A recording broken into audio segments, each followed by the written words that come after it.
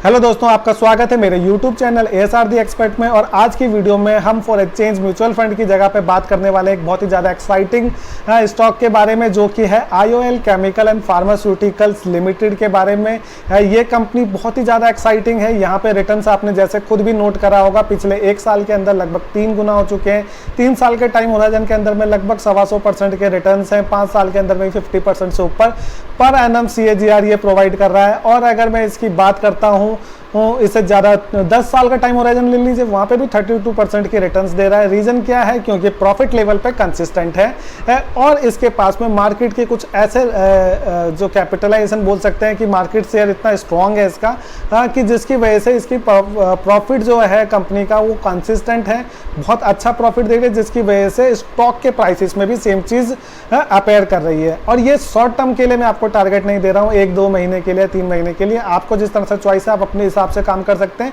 लेकिन यहाँ पे मैं आपको सजेस्ट करूंगा म्यूचुअल फंड की तरह हम सिस्टमैटिक अप्रोच से इस कंपनी में इन्वेस्ट करेंगे और धीरे धीरे करके 1-1, 2-2 यूनिट करके हम एक्यूमुलेट करते रहेंगे। चाहे आप वीकली बेस पे एक स्टॉक परचेज करें, चाहे आप मंथली बेस पे स्टॉक इन्वेस्ट करें, और इस तरह से आप एक अच्छे स्टॉक को एक्यूमुलेट कर पाएंगे, ताकि थोड़े उतार चढ़ाव में भी आपके पास एक अच्छी कंपनी के स्टॉक्स इकट्ठे हो सकें।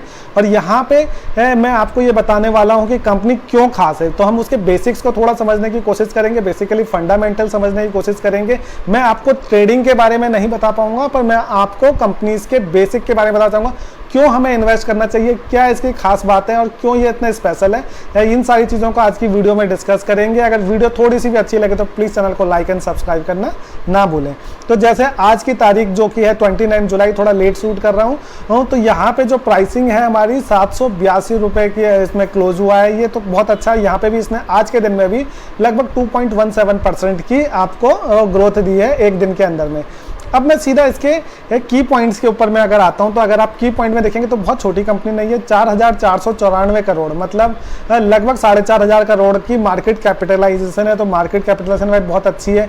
बुक वैल्यू की अगर बात करते हैं तो 138.58 रुपीज़ की आती है यहाँ पे जो स्टॉक की बनती है। और इसके अलावा आप देखेंगे अगर करंट प्राइस की बात करते हैं तो जैसे मैंने बताया आपको 786 रुपये के अराउंड में चलता है। 52 वीक्स का अगर हाई देखता हूँ तो 833 रुपये के अराउंड में था, और अभी 146 के अराउंड में इसका लोवेस्ट प्राइस गया था। तो देखिए 146 में जब नीचे गिरा था तो वहाँ से रिकवरी सबसे ज़्यादा फास्ट करी है मार्केट के अंदर में।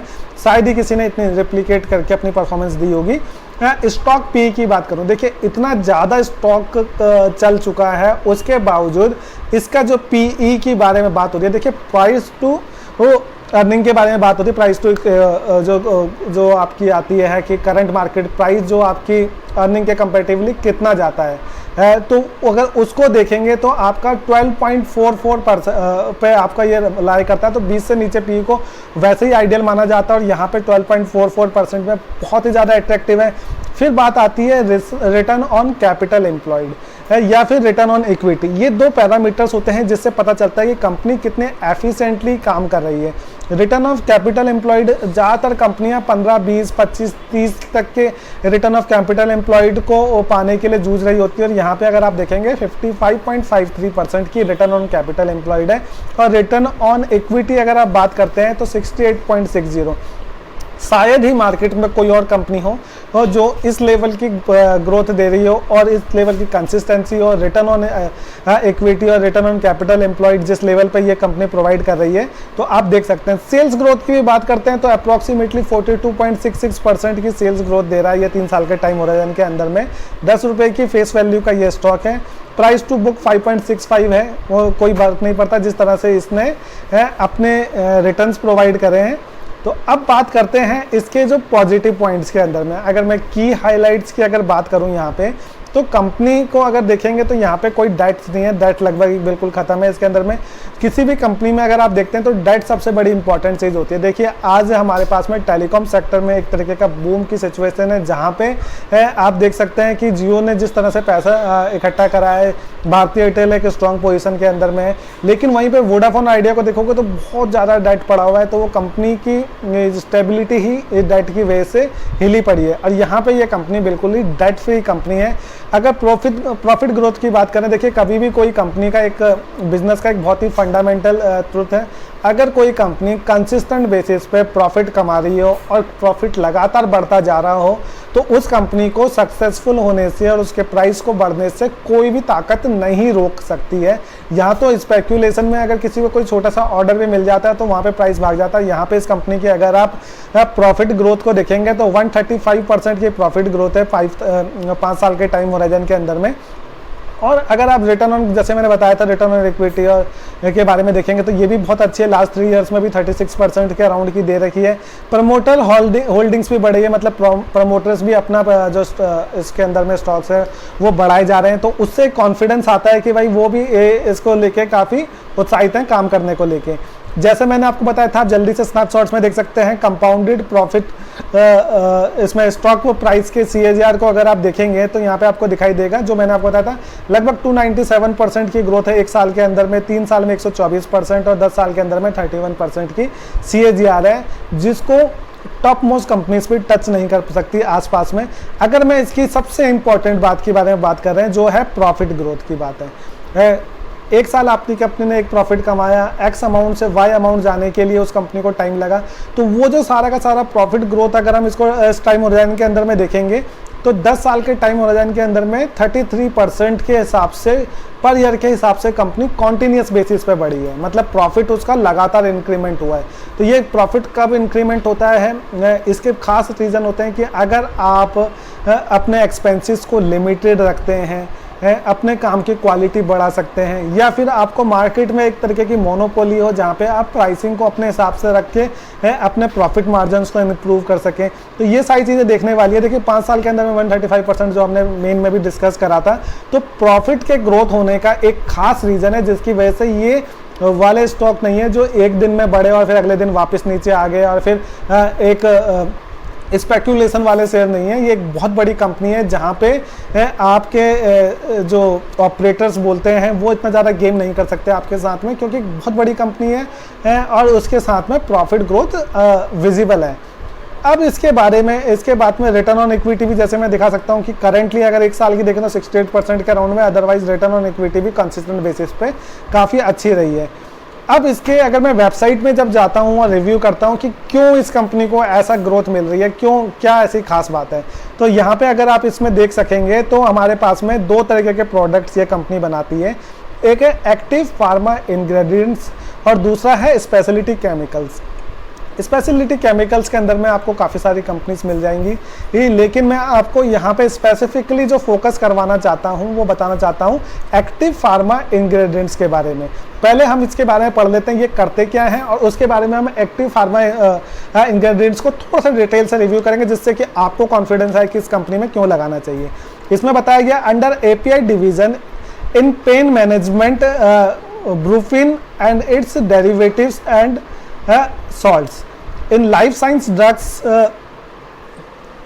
meltoforin, lansoprazole, lamotrigine, phenobrin, इस टाइप के इन्होंने आइटम बना रखे हैं। थोड़ा स्पेलिंग में मिस्टेक्स हो सकती है तो आप इसको डेफिनेटली खुद से रिव्यू कर सकते हैं। तो मैं आपको बेसिक इसमें जो बताना चाहता हूँ, एक्टिव फार्मा इंग्रेडिएंट्स की जो डिमांड है आने वाले टाइम के अंदर में बहुत ज़्यादा इंक्रीज होने वाली है। अभी करेंटली जब हमारी चाइना के साथ में एक वार लाइक सिचुएशन है, तो वहाँ पे क्या हुआ है कि वर्ल्ड ओवर से ने भी चाइना को काफ़ी सारे बिजनेसेस में ब्लॉक करा है, और एक्टिव फार्मा इंग्रेडिएंट्स मतलब जितनी भी तरीके की दवाइयाँ बनती हैं उसका जो बेस मटेरियल होता है उसको बोलते हैं API, एक्टिव फार्मा इंग्रेडिएंट्स। मतलब दवाई के जो दूसरे केमिकल्स उसके अंदर डलते हैं, लेकिन जो बेस मटेरियल होता है, बेसिकली आप बोल सकते हैं पाउडर जो होता है दवाई का। जैसे आपने कोई दवाई खाई होगी तो उसका जो बेस मटेरियल है उसके अंदर में फर्दर केमिकल्स मिला के उसमें दिया जाता है आपको। तो जो बेस मटेरियल है वो सारा का सारा चाइना से इम्पोर्ट होता था, जिसकी बहुत बड़ी मार्केट थी चाइना के अंदर में। अब चाइना से वो आइटम इम्पोर्ट नहीं हो रहा है, तो ये आइटम्स हमको खुद से देखने पड़ेंगे, कहीं और से रिसोर्स करने पड़ेंगे, या फिर कोई कंपनी अगर API में काम करती है तो उस कंपनीज को एब्सोल्युटली फिनोमिनल प्रॉफिट होने वाला है आने वाले टाइम के अंदर में। इसलिए हम एपीआई सेक्टर्स के अंदर में, मैं काफ़ी टाइम से रिसर्च कर रहा था, कोई ऐसी कंपनी मिले जो एपीआई में बहुत स्ट्रॉन्ग होल्ड करती है, तो ये कंपनी की एक अपनी बहुत ज़्यादा अच्छी पकड़ है। अब इसमें आपको एक खास बात बताऊं, अगर मैं इसमें 30% जो ब्रूफिन आपने दवाई खाई होगी डे टू डे में, कभी भी पेन होता है तो किसी भी तरीके की दवाई होगी, पेन किलर होंगी, उसमें ब्रूफिन की परसेंटेज डेफिनेटली आपको पाई जाएगा अगर आप उसके पीछे पड़ेंगे। तो ब्रूफिन जो रहती है वो ओवर द काउंटर मिलने वाली मेडिसिन में बहुत इंपॉर्टेंट है। पेन रिलीफ के अंदर में हाईएस्ट यूज करी जाने वाली मेडिसिन है, वहाँ पे 30% जो इसका जो मार्केट शेयर है, सिर्फ इंडिया की बात नहीं कर रहा हूँ मैं, पूरे इंटरनेशनल लेवल की बात कर रहा हूँ, ग्लोबली 30% मार्केट शेयर ये अकेली कंपनी होल्ड करती है। तो ऐसी कंपनी को कौन चैलेंज कर सकता है प्रॉफिट को लेके? इसका प्रॉफिट दिखा रहा है कि किस तरह से इसको फायदा मिला है। देखिए, जिस समय चाइना वर्किंग था, एक्टिवली काम कर रहे थे, तो प्राइस वार एक चलती है कि आपको प्राइस में थोड़ा कंपटीशन रहता है उनके साथ में, लेकिन जब आपको पता है कि वहाँ से डिलीवरी नहीं आने वाली है, तो एक्टिव फार्मा इंग्रेडिएंट्स बनाने वाली जो भी कंपनीज हैं उनको बहुत ज़्यादा फायदा होने वाला है, इस सेक्टर्स को बहुत ज़्यादा बूम मिलने वाला है। ऐसे में ही जो ये आपकी ब्रूफिन के अंदर में ग्लोबल लेवल की जो ये कंपनी है, ये बहुत ही अच्छा काम कर रही है और इसके पास में काफ़ी अच्छा एक सेक्टर और पोर्टफोलियो है। और इसके अलावा स्पेशलिटी केमिकल इन एडिशनल इनका काम चलता है, तो आप इसको देख सकते हैं, डेफिनेटली वाउच फॉर कर सकते हैं इस कंपनी को। अपनी नॉलेज के अकॉर्डिंगली आप इसमें चेक इन चेक आउट कर सकते हैं। आप शॉर्ट टर्म में काम करना चाहें, लॉन्ग टर्म में काम करना चाहें, डेफिनेटली अपनी नॉलेज बढ़ाएं, उसके अकॉर्डिंगली काम करें। मैं एक सेफेस्ट राय अगर आपको दूं तो मेरा जो आपको सजेशंस रहेगा, यहाँ पे सिस्टमेटिक अप्रोच के थ्रू इन्वेस्टमेंट करें। एक एक दो शेयर करके लें, 750-800 रुपये का पड़ता है।